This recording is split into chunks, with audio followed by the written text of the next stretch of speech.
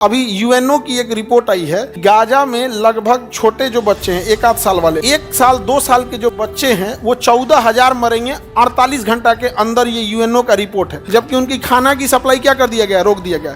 देखिए, ना हम गाजा के हैं, ना फिलिस्तीन के, ना हम इजराइल के हैं। बस हमको ये आपको आभास दिलाना चाहते हैं कि 40 लाख लोग भूख से मरे थे कलकत्ता में।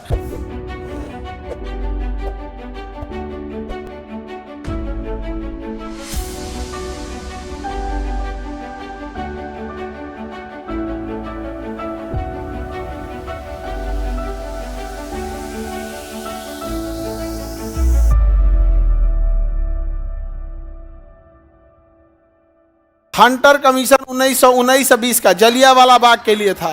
किसके लिए था? जलियांवाला बाग। इसने जलियांवाला बाग में जनरल डायर को निर्दोष बताया और कहा कि जनरल डायर ने जो किया वो ठीक था, उस समय की मांग थी, अगर नहीं करता तो जनरल डायर पे हत्या हो सकती थी। अरे बकलोलवा, जलियांवाला बाग में कोई भी हथियार लेकर नहीं गया था, कोई भी हथियार लेकर नहीं गया था।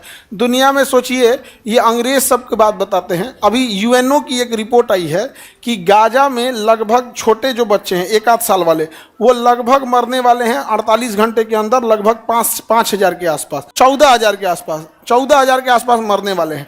जबकि उनकी खाना की सप्लाई क्या कर दिया गया, रोक दिया गया। देखिए, ना हम गाजा के हैं, ना फिलिस्तीन के, ना हम इजराइल के हैं। बस हमको ये आपको आभास दिलाना चाहते हैं कि आज मीडिया इतनी ज़्यादा है, सबके हाथ में मोबाइल है, सब कुछ है। इन सब को देखते हुए 1 साल 2 साल के जो बच्चे हैं वो 14,000 मरेंगे 48 घंटा के अंदर। ये यूएनओ का रिपोर्ट है। हमको इस सब से कोई मतलब नहीं है। बस हम आपको ये आभास दिलाना चाहते हैं कि ये अंग्रेज जब भारत में रहे होंगे, उस समय ना मीडिया था, ना अखबार था, ना यूट्यूब, ना मोबाइल, ना कुछ। कितना भीषण अत्याचार किए होंगे सब। 40 लाख लोग भूख से मरे थे कलकत्ता में। 40 लाख लोग भूख से मरे थे। उस समय जो था वहाँ का गवर्नर, वो यह बोलता था कि मैं जब ऑफिस जाता था तो कुछ लोग मुझे सड़कों के किनारे भूखे तड़पते मिलते थे, और जब मैं ऑफिस से आता था तब तक वो मर चुके रहते थे। तो ये भारत पर कितना अत्याचार करके गए हैं, आप इसकी कल्पना नहीं कर सकते हैं यहाँ पे।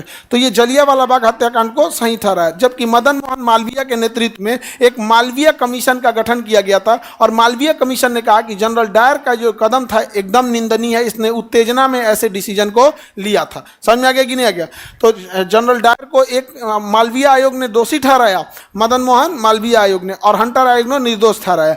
लेकिन बावजूद इसका ट्रांसफर हो गया इंग्लैंड में, और जब इंग्लैंड में ट्रांसफर हुआ तो जनरल डायर को सम्मान में तलवार दिया गया था, और उसको बहुत सारे पैसे दिए गए थे। उस समय 1200 पाउंड, आज भले 1200 पाउंड का वैल्यू नहीं, उस समय करोड़ों रुपए थे, और उसे बंगला दिया गया था।